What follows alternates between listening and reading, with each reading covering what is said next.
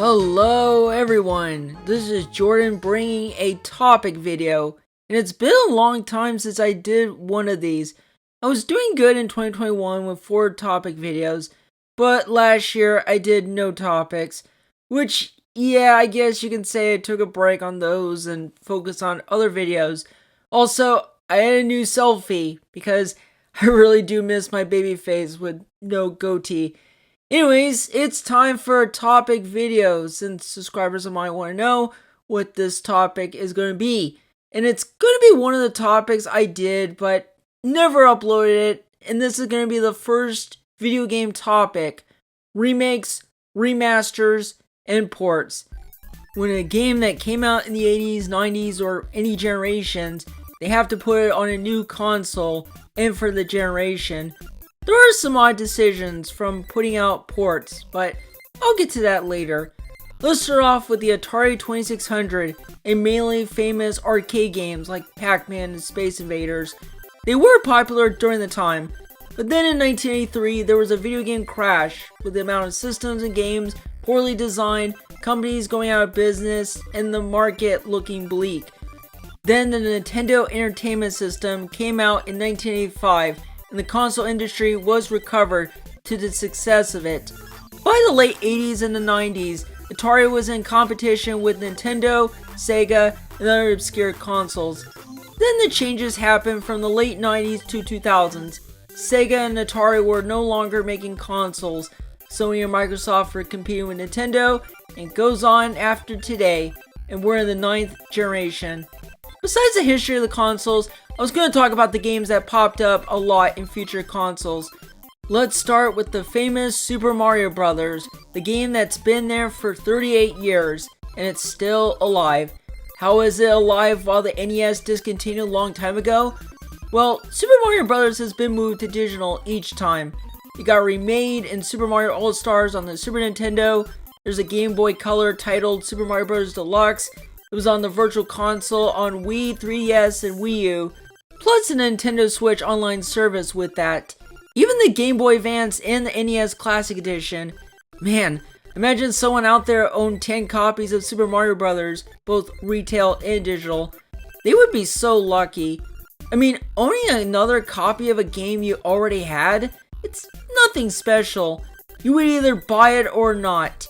Nintendo recently has been putting remakes and ports, and I understand because the previous system, Wii U, didn't sell much during its life cycle. Mario Kart 8 was the best-selling Wii U game. Then 3 years later, they ported on the Switch called Mario Kart 8 Deluxe. The additions they added in the Deluxe version are the battle mode system, new characters, and even the DLC. Yeah, it's the same game just with changes. Well, because this was on the Switch and it was a new system at the time. And it's still selling strong to this day. Just wait until the game turns 10 next year. Bottom line, the Wii U had poor marketing and the lack of distinguishing the functionality of the gamepad. The Switch is more appealing. Interestingly, Legend of Zelda Breath of the Wild was originally going to be a Wii U game only, but after multiple delays, Nintendo made the decision to have the game to be on Wii U and Switch, and people bought the game on the Switch during launch. Twilight Princess did the same thing, but the release date was different. The Wii version came out on launch day on the system, while the GameCube version came out a month after. Speaking of Zelda, the franchise has been released in multiple remakes, with Skyward Sword being the recent one. Besides the ports and remasters, what about collections? That's right, game franchises would come in a collection, usually if it's 2 or more games in the collection, similar to systems in classic mini size, like the NES, SNES, Sega Genesis, TurboGrafx-16, and PlayStation, where they put some games on there.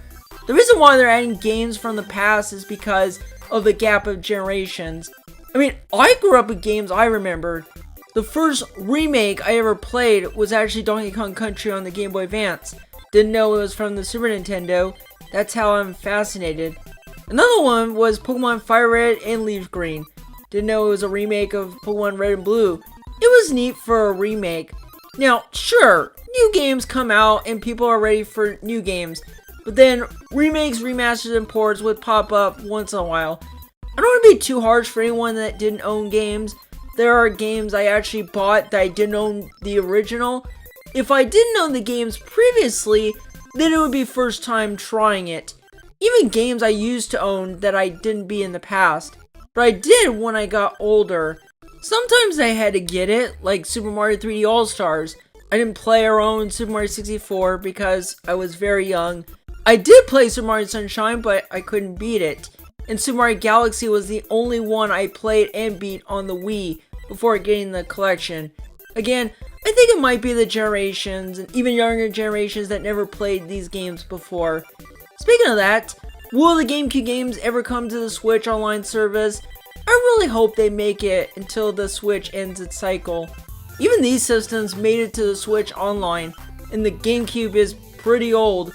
Still, I'm fine that past games are alive and well. I know NES games will still continue on. I know GTA 5 is on the new PS5, even though it was on PS3 years ago. Bottom line, it's probably because of video game preservations. Buy games you want from the past, and then you can buy new games. Also, I am dying for the Simpsons Hit and Run remaster game so bad. The game will be turning 20 years old in a few months. If SpongeBob Battle for Bikini Bottom could remake that, why can't the Simpsons Hit and Run get remade?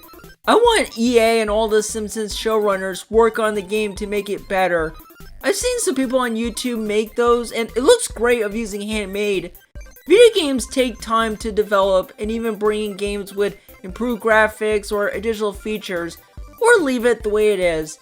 There will be more games that people will see, but will remember the good old days of some.